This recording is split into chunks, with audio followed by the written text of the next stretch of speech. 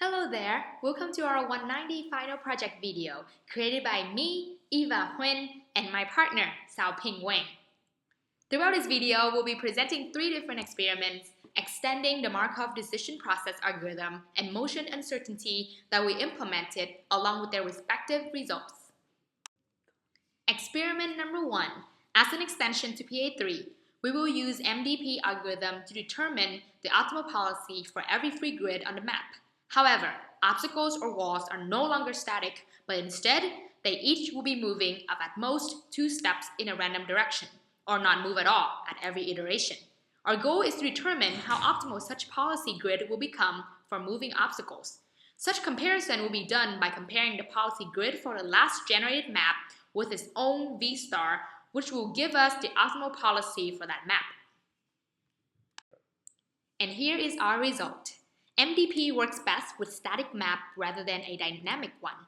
The top policy you see on the screen is the non-optimal policy for the given map, and the one below it is the optimal policy. We find that though obstacles move at most 2 steps at every iteration, this not so optimal policy comes close to the optimal one. Comparing the 2 policies, 27 cells have different policy in the policy grid with moving obstacles, and 73 cells share the same policy with the optimal grid.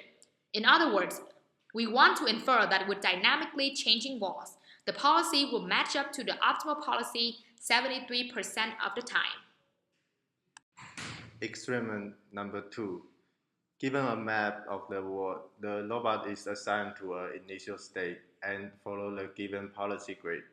However, there is uncertainty in its motion with the correct movement probability being 0.85.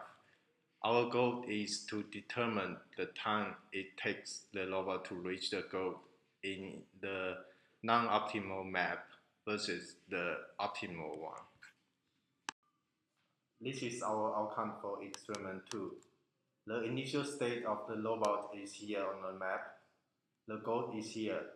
This is the wall and the X are the peaks. As you can see here, the robot moves according to the given policy showing on the left. In the end, the robot makes many moves before rescuing the queen. Therefore, it takes a longer time on the non-optimal map. For the whole file, the robot takes from here to here to reach the goal on the non-optimal map, while it takes only from here to here for the optimal one.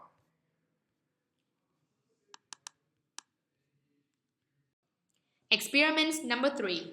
In addition to running the robot from the initial source to the queen, our team hopes to make the experiments more interesting and realistic by having the probability of correctly making a move decreases every time the robot bumps into a wall.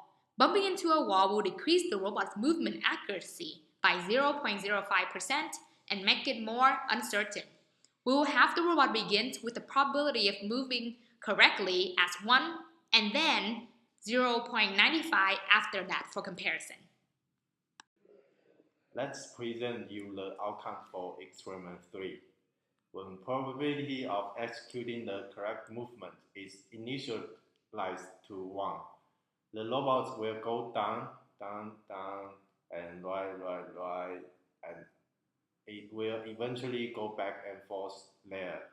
So we decide to have the probability of correct moving changed to 0.95. When the robot follows the non-optimal policy, we found that the robot successfully found the queen and protect her away from the evil monster even when the map does not have the most optimal policy.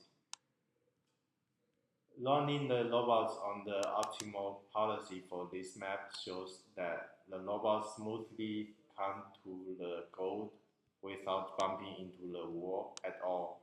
The queen is finally safe. Thank you for watching! And have a great summer!